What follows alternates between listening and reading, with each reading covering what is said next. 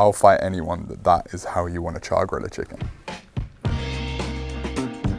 Got a good menu today. We're doing spatchcocked chicken with Salmoriglio, which is like a Sicilian dressing, marinade. We can use it as a marinade and also as a dressing for the finished dish.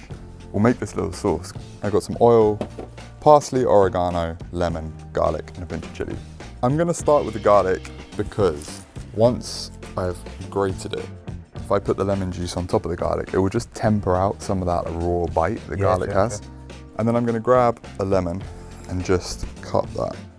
This is like a really traditional Sicilian thing.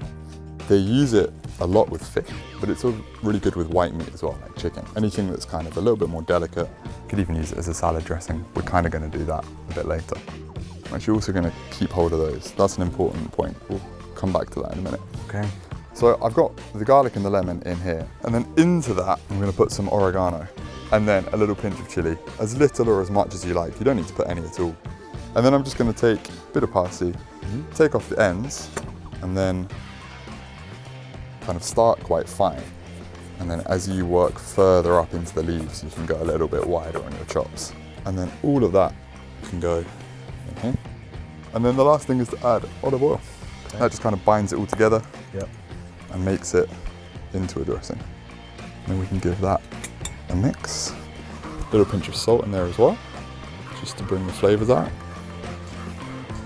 And that is ready to go. I told you earlier that we'd keep these, and we're going to use them when we cook the chicken, and we're just going to put them in onto the base, so you can just kind of roughly cut them into slices like that. And for now, we can just put them to one side here. So we've got our chicken here, and the first thing that I'm going to do is take the wishbone out, and it's that little V-shaped bone that you can see running here. And actually, any time you roast a chicken, always take the wishbone out. No kidding. It's just going to make carving it much easier. Okay. You want to just like pull back a little bit of this skin, and then you can feel it there with your hand running down. And then you want to take your knife. There's very, very little covering it on this side, but you want to just kind of scrape a bit of that away. And then you want to do the same thing on the other side as well. And then once you can kind of see it and feel it there, you can then get the tip of your knife in just behind the bone. And then I want to go down until it releases. Now I can kind of get my hands around it. And then, don't be scared, you just give it a twist and make a wish. Oh, that's such bad luck, Jordan. Now we're going to spatchcock it. Okay. And you can do this with a knife or with scissors. Okay. If you start with the neck here, it kind of gives you a little guide. Take your time, work your way up either side of the bone. And you want to kind of try and stay reasonably close to that spine so that you're not cutting into the meat of the chicken. And then just crunch your way through like that. And that's it. You can see like straight away how it's opened out. I'm gonna trim a little bit of this excess skin off, and that's it. That's all of the chopping and the cutting done. The last thing to do is you just take it, turn it over like this, and then like a chiropractor, give it a little crunch. And that now is a nicely spatchcocked chicken. I'm gonna start with seasoning this really well with salt. And when you're seasoning, it's quite good if you just move the chicken around a little bit so that you can get in all these little nooks and crannies. By seasoning it in advance and leaving the salt on there while the chicken's coming up to temperature, it's just working its way all the way through the chicken. The other thing I'm gonna do is take half this Salmoriglio that we made and put it on here and use it as a kind of marinade. And then just kind of rub it in with my hands like that. And then we'll flip it over. All we're gonna do now is leave this to sit until it comes up to room temperature. Because if you put a cold chicken into a hot oven, you're gonna overcook the outside before the inside's cooked. We're gonna do the chicken on top of a little bed of tasty things. One of the tasty things is those potatoes. All we're gonna do with these, so these have been parboiled for like 5 minutes. So they're just kind of soft enough that we're gonna be able to do this to them. And I'm just gonna like gently crush them a little bit just to like open them up and to flatten them out a bit as well. And then we kept those lemon slices from making our sauce. So we're just gonna leave a few of those in there. And then I got a few sticks of rosemary. That's just gonna make everything taste delicious. And then we're gonna roast the whole lot in the oven. That's when magic happens and all that kind of good chicken fat, chicken flavor is all gonna go into those potatoes, along with the lemon skin, the rosemary. The last thing I'm gonna do is grab that garlic, and just give them a little crush to open the skin a little bit. They're gonna get nice and soft and caramelly instead of just burning. And then once it's cooked, we'll just be able to squeeze them straight out. Oh. Really easy. What do we need to do now? Just pop the chicken on top. Woo. Lay it right on that tasty little potato bed. Last thing I'm gonna do is just take all that good flavor and then a little bit of foil over the top. We're gonna go into the oven legs first, and that is important. We've got this nice kind of L-shaped flame on this oven, which means we get that good kind of sideways heat. Now angling it, putting the legs towards the heat, they're gonna take like the brunt of that. But with the breasts, you wanna cook them much more gently and to a lower temperature. So you've turned the oven to just as low as it can go? Yeah, we're kind of going low and slow, right? So it's gonna be in there for long enough that it doesn't need to be on the highest flame. It's gonna get like all of the flavor from that heat from the fire. So we'll come back in half an hour? Let's do it.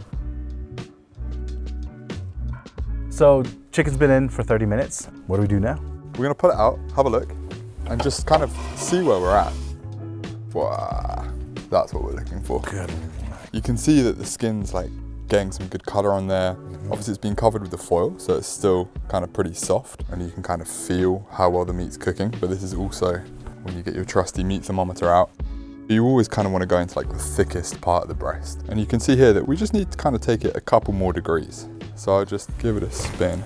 And once that's like nearly at the temperature we want it, then we'll take the foil off and just give it a blast to get the skin like really nice. Okay. So we can pack that back on for now. Grab my trusty gloves, pop that back in. Probably just for like 5 minutes or so. We have another look at this now and just kind of see where we're at. Wow. Yeah, beautiful. So at this point, again, you just kind of want to keep using your probe, keep looking at it, see what's going on. It's not an exact science. This is kind of very nearly at the temperature that we want it to be. And so the next job is just to like really give the skin a good blast. So the foil's done its job. I'm gonna flip this guy back around. Okay. And go legs first. We're basically looking to get this kind of color around here. Okay. And in this oven, that's gonna happen really quick.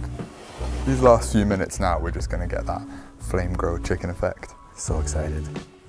Let me just pull this out and have a look at it. Oh yeah. So there you go, like quick as a flash. We've got some like proper char, good deep color on there. So I'm gonna take the chicken off. We can leave that there to rest. And then with the potatoes, we'll just do a little switcheroo. Okay. And the ones that are nice and gnarly on the outside, we'll put them in the middle. And then the guys that were in the middle, we'll move them to the edge. Still cool to just leave the garlic in there. Yeah, the garlic, the lemon, the rosemary. You know, you kind of want to taste the fact that you're cooking with fire. All right, so let me just stick this back in for a couple of minutes. Yeah. So you can see these potatoes are looking really good. The rosemary is actually burning, and I don't mind that at all. You want to get the flavor of that smoke, you want to get the flavor of like that herb burning. So this is all kind of good stuff that's happening in here. Let's pull it out and have a quick look. So that's real nice. Good char, good color. The potatoes are just lovely and cooked. That garlic is going to be really soft and fragrant. Chicken has had 10 minutes to rest, so this is kind of pretty much ready to carve. Before we do that, we'll just get the plate ready. I'm just going to dress this with a little pinch of salt, and we're going to use a spoon of our Salmoriglio here, and then we're going to use it again as kind of a sauce for our cooked meat. Just get right in there with your hands. Good little mix like that just to dress it. And then we're going to go onto the plate. Spread that out as a nice little green base. We've got kind of rocket and watercress. And that peppery flavor is really nice with the potatoes, with the chicken. And then for the potatoes, we can just kind of lay those on top. The last thing I'm gonna do is grab some of these garlics, and you can see that they're just gonna like pop straight out, and they're just like caramel, you know, super soft, delicious, and like really mellow, really nice, like soft, sweet flavors. And then we're gonna turn to the chicken. So this now has rested for 10, 12 minutes. The meat is relaxed, the juices have redistributed, and now it's ready to carve. And we're gonna be able to cut into it without losing all of that kind of juice and all of that goodness. I'm gonna start by just taking off the wingtips. So put my knife on there and then give it a little, like that. Both of them. Now I can take the legs off.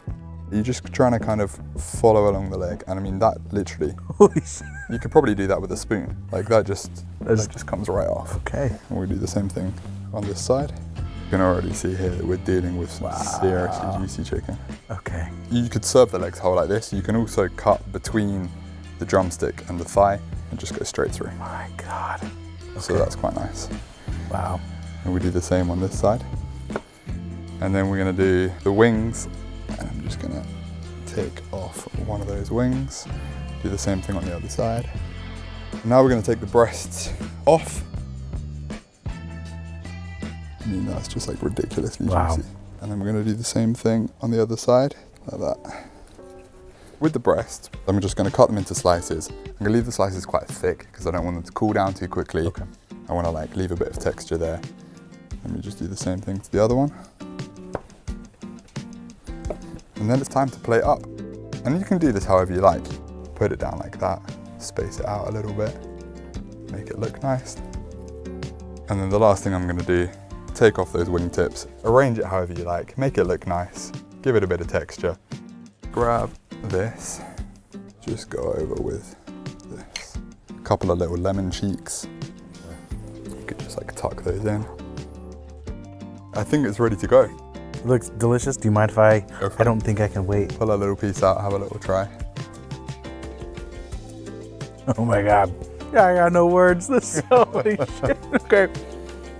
I feel like I'm gonna eat the whole thing by myself. Let's share this out with everybody. Fine, okay.